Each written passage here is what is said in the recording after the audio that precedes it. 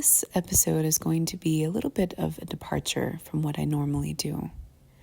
And instead of it being a meditative, partial channeled lecture, I'm actually going to treat this like a diary entry and share some of the thoughts that are bothering me about the current state of affairs. If you have been privy to the news, you will see that there is a jeopardy to our democracy. And a presidential candidate, starting with the letter T, was almost gunned down by a 20-year-old that somehow scaled the roof in broad daylight in civilian clothes with a rifle, being spotted by a regular pedestrian in a crowd that alerted police who did nothing. And you have to ask yourself, who fell asleep on the job, right?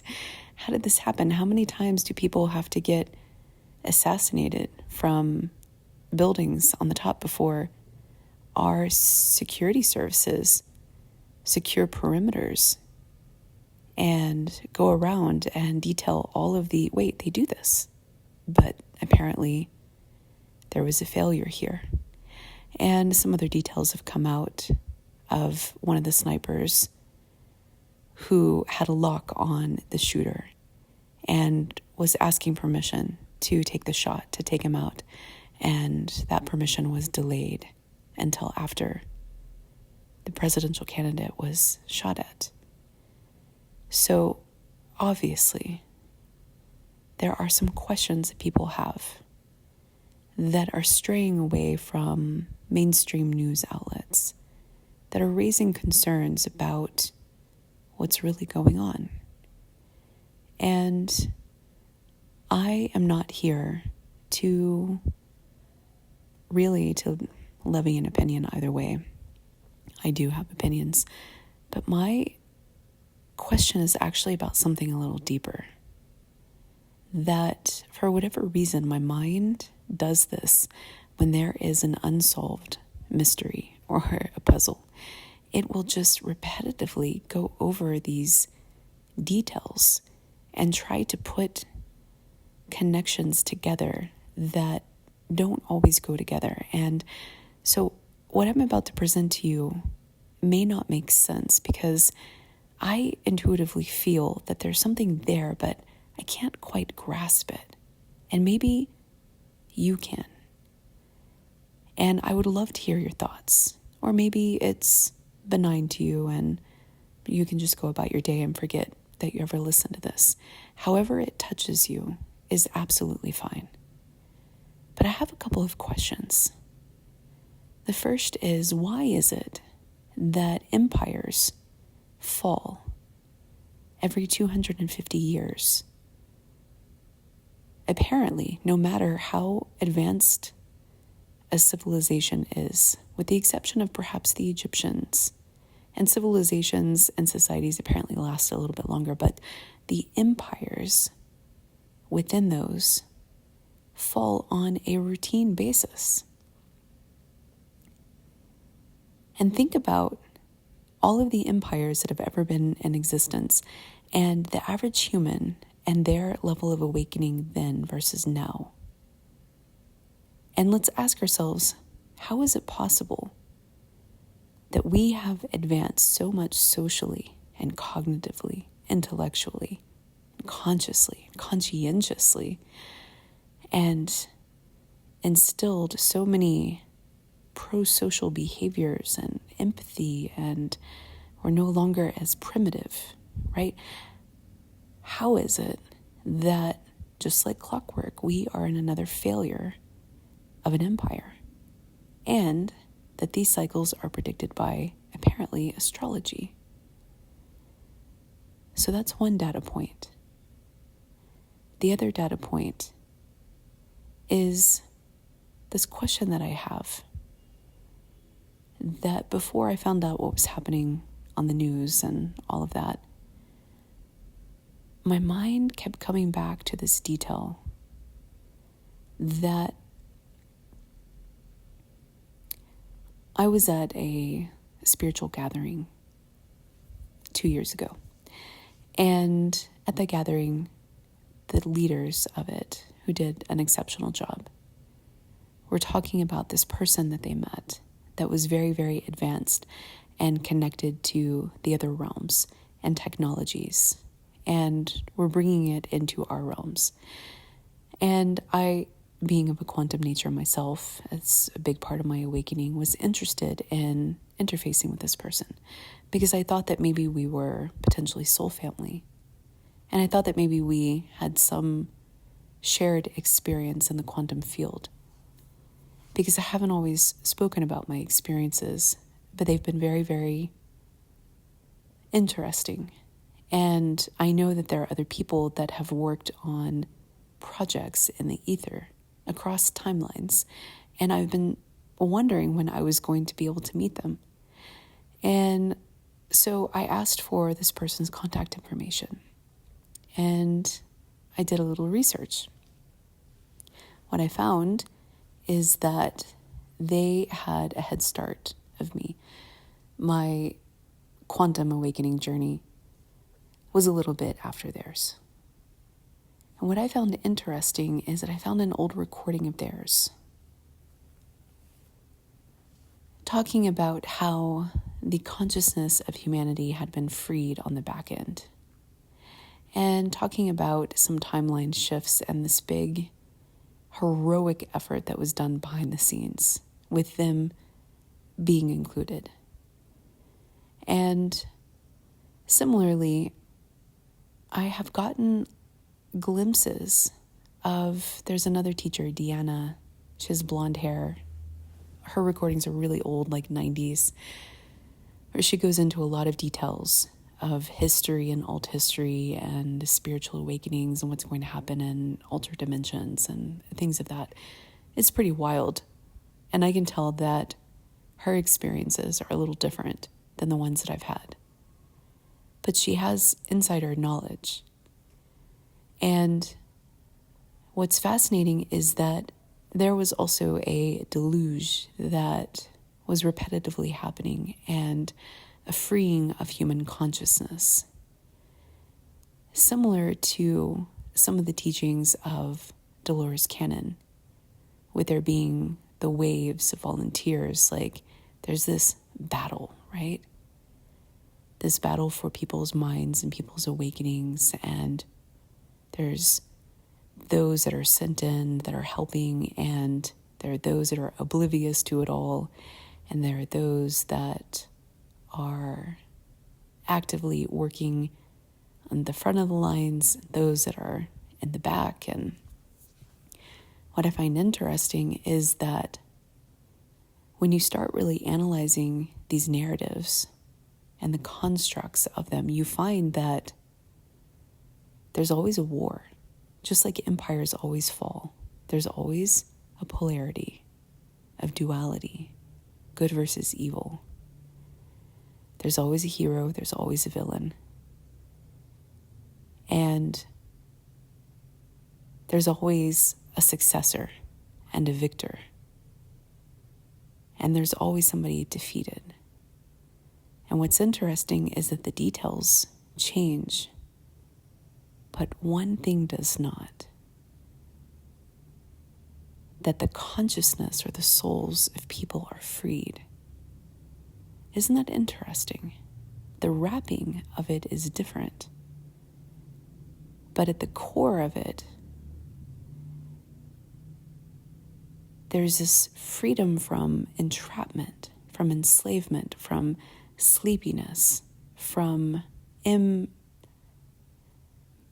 being immobilized. Scientology also has this as well. There's a battle. There's forces. There's this recycling of minds and souls. And there's freedom.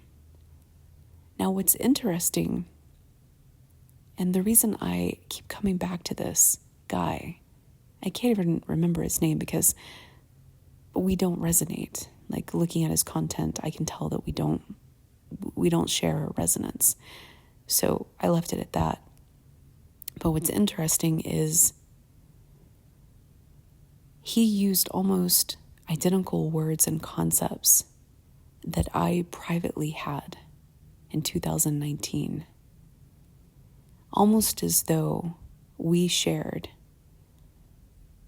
a virtual reality experiment, that we shared some training protocol, that we were run through the same program, and that we experienced this helping humanity behind the scenes with the release of their consciousness and this quantum arrangement. And the constructs that he used were different than Deanna's and different than Dolores Cannon's, but fundamentally were the same. That a big problem had been solved. Don't worry, we've got it. We've got it, and it's going to start trickling down. But what struck me is that he went through this 2 years before I did. You see, this was such a significant moment in my spiritual awakening because it felt like such a battle. And I was working with entities across the dimensions I perceived. And trying to help to upgrade human consciousness from a biologics perspective and a metacognition perspective, and to solve problems that I perceived were keeping people stuck, particularly after death. Designing systems and Ascension systems and things of that nature. And there is a soul collector, which is similar to Scientology, and it can get quite elaborate. So what struck me, though, is I recorded this date as a significant date and utilized it as a password, actually, just for like my online journal. And what I don't have anymore. If you're trying to find it, you won't be able to. But it was so significant that I wanted to remember it, because I was like, we finally did it. We finally had this breakthrough. And human ascension is, there's no longer the false ascension matrix. And, we've done it. Heroic effort. And much to my surprise, apparently it had already been done several times over. Now let's go back to this idea for a moment that empires fall every 250 years, no matter what. And let's ask ourselves, at what point in the evolution of humanity does that timescale shift? Are we actually in a training sim that is on repeat, regardless of how advanced we become? There's always a downfall. There's always this cliff. There's this nonsense that happens. At a certain point of awakening, when you start to look at the events of the world, it seems like nonsense. It seems like it genuinely seems like, did they replace that one with a clone that's just acting out of this base set of behaviors to propagate a storyline that is fated to continue? Because I remember the person that was at the podium a while ago, and they look different, and I'm not the only one to say that. And there's something about this nature of humans and the decisions that are made that raises the question of, are we actually advancing, even though the human is evolving? systematically, are we collectively advancing?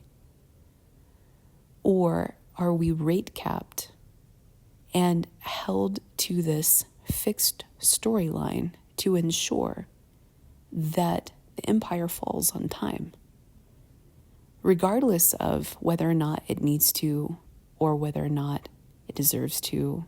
And I'm not levying an opinion either way.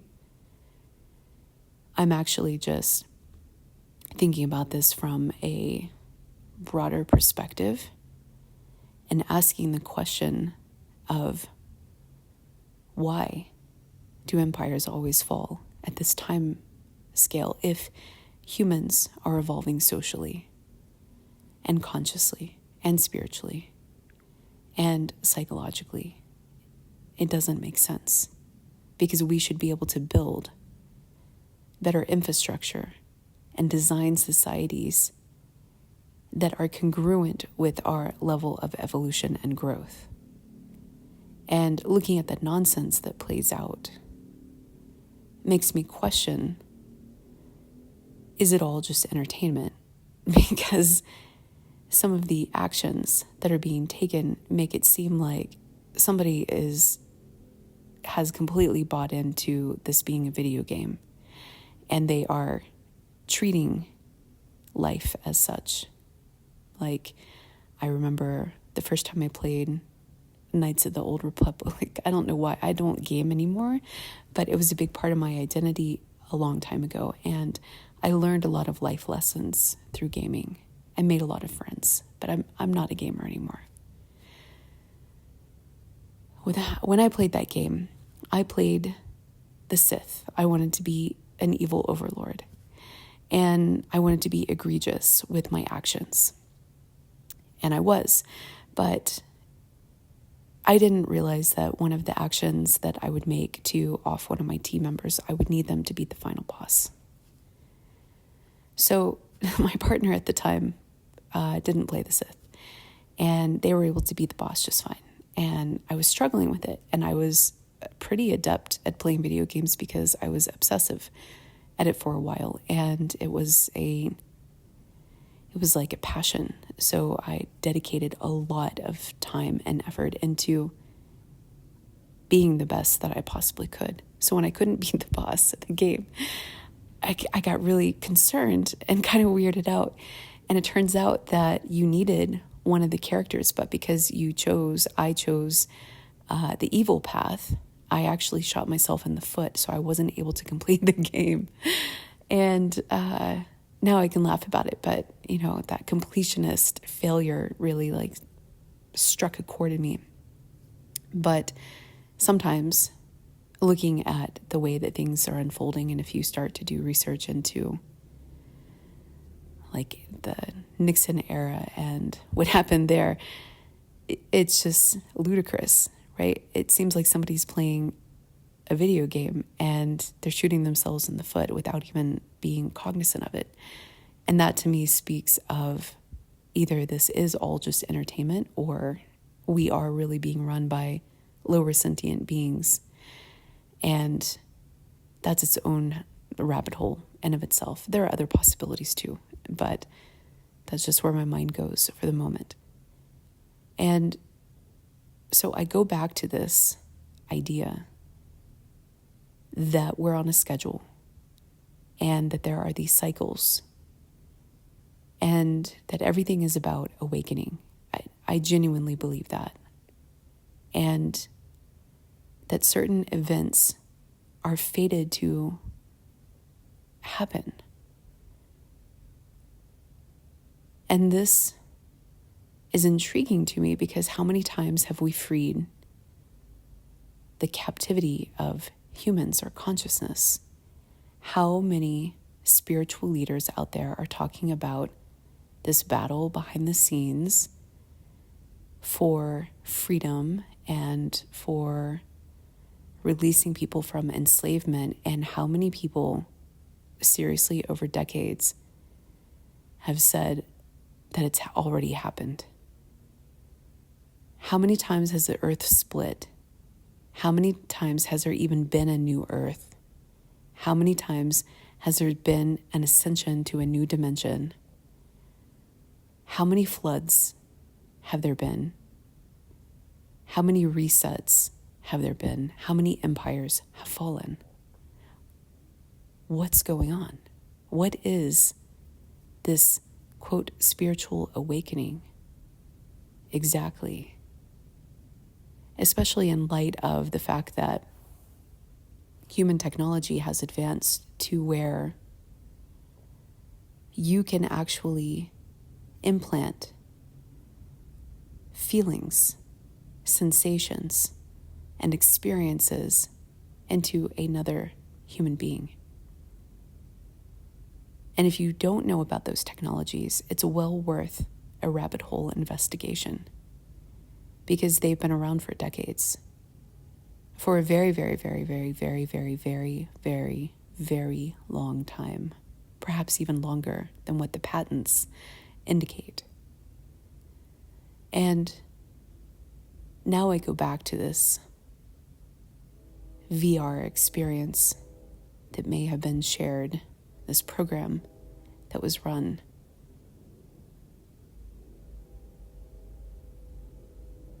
And I ask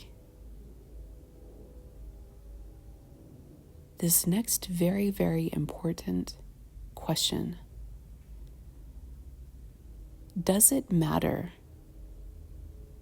that before, this is going to seem a little stretchy, a little far out there, but there's this other detail that is really perplexing me. Does it matter that before major events, the random number generators around the world start to coalesce in a coherence pattern that defies reason, thereby predicting this coherence, chills, this coherence of something?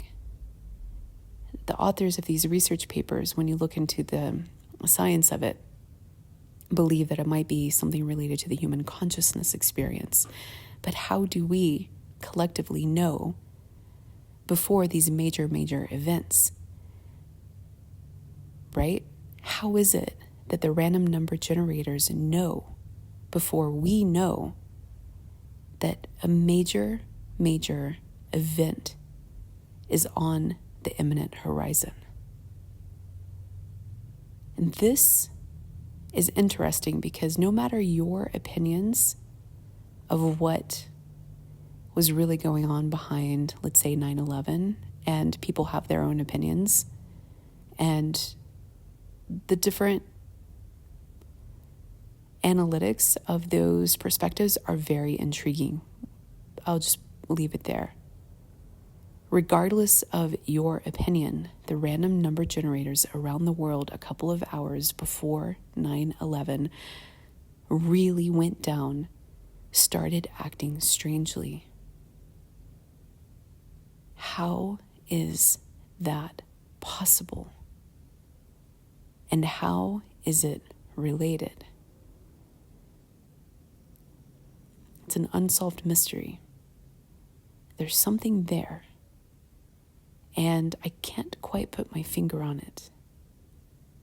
But it all connects in a very significant way, chills. And what are your thoughts, if you have any?